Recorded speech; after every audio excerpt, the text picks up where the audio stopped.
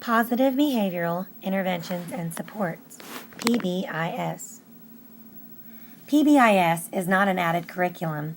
This is a framework that will help your school identify needs, develop strategies, and evaluate practices. The goal is to implement positive instructional discipline strategies and systems that may prevent, decrease, and even eliminate problem student behavior.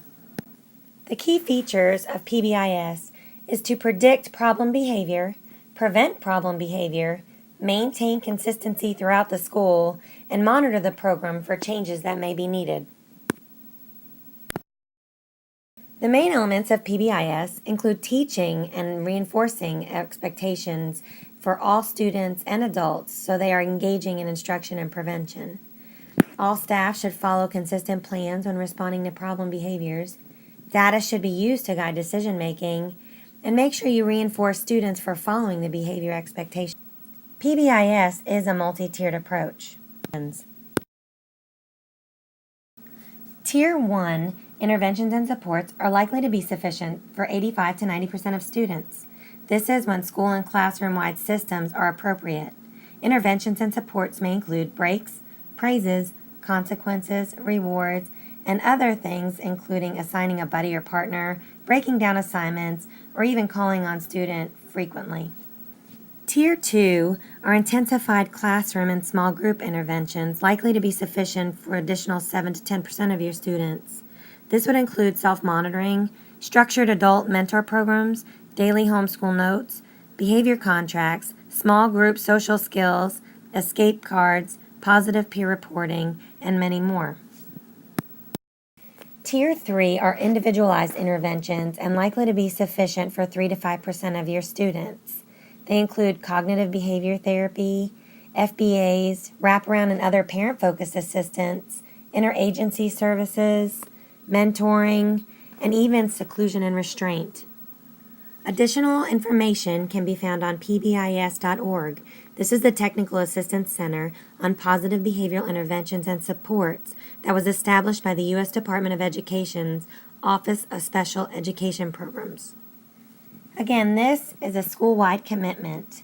Your system should be throughout the school, and you should have a leadership team that represents all staff, meets monthly, analyzes data, and reviews progress toward goals and objectives. We are going to spend a minute discussing the integrated experience, the idea that behaviors and attitudes of staff impact behaviors and attitudes of students. When students are anxious, they may mutter, wring their hands, pace, or tap a pencil on the table. At this point, as a staff, you should be supportive, empathetic, non-judgmental, and avoid dismissing the student as maybe a constant complainer. This student simply needs a staff to listen. When it is clear that students are not responding to a supportive approach, they may become irrational, testing you, and in a power struggle. At this point, as a staff, your approach should be direct. Continue to set limits. The individual may need, at times, to regain rational control by understanding their structural limits. If a student is not responding reasonable to enforcing of limits, you may encounter an acting out person. This behavior level is defined as a total loss of control and may involve physical aggression. When an individual is no longer able to control himself and verbal aggression turns into physical assault, the person may assault staff, may assault other people, or even attempt to harm himself. At this point, nonviolent physical crisis intervention would be used by core team staff, and as all staff may intervene if necessary until core team can arrive.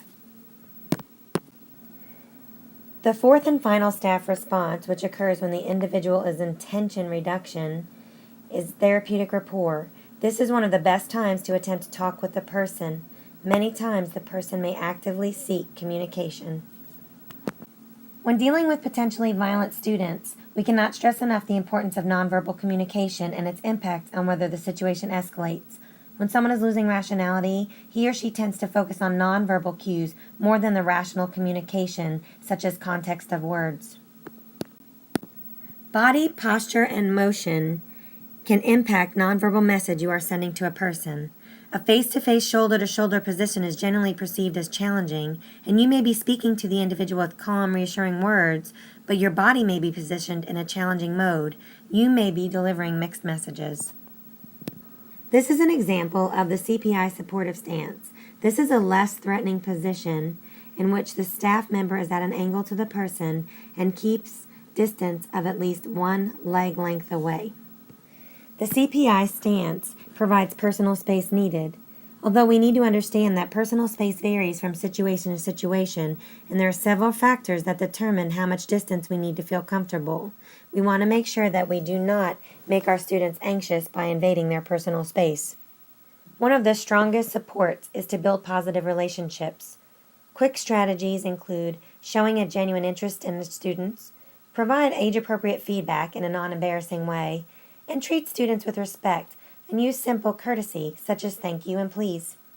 Positive teaching practices that may prevent problem behavior include providing clearly specified goals and objectives, engaging students throughout your lessons, provide high levels of feedback, using verbal prompts along with physical demonstration, and use natural models.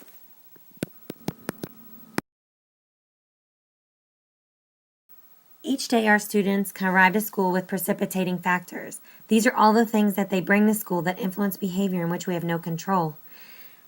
Staff needs to make sure they have the ability to stay in control and not take these things personally. Control your own response when working with students. Always find a positive outlet for negative energy and maintain a professional attitude. In conclusion, take this opportunity to discuss your school-wide system with your staff. Discuss expectations you have for the upcoming school year, and identify your leadership team. This is not a curriculum. This is your school's positive behavioral interventions and supports that will be carried out by your staff for your school year.